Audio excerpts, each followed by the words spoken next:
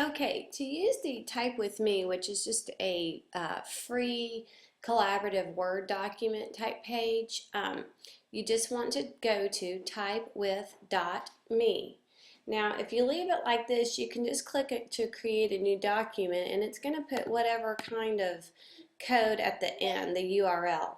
Now, this URL might be a little bit more difficult for the students to actually remember. So instead, what you can do is you can actually type in what the URL you want it to be. So I'm going to say type with me, TAIS um, book club. And then I'm going to just hit the return button.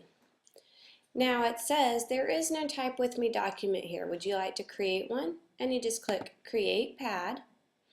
And now I have a typewith.me/TAIS book club, which I can give this URL much easier to the students than I could just that whatever crazy number and letter sequence that it naturally would put on there. So that's just how to make a custom URL out of the Type With Me. This also works with ietherpad.com. So if you just click create a public pad, it would do the same thing where it would just create some kind of crazy number and letter sequence. But instead, if you wanted to put the online book club, whatever you wanted, and hit return. If there's not a document that already existed with that name that you came up with, then you would say, hey, you want to create the pad yourself. And you just click OK, and there you go.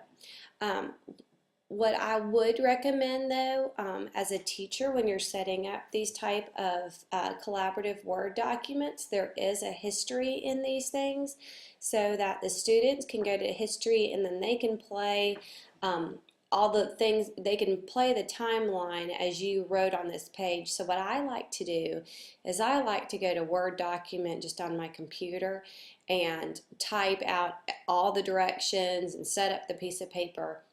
And then I go to these iEtherpad or the Type With Me pages, and I copy my text from my Word document and I paste it into here.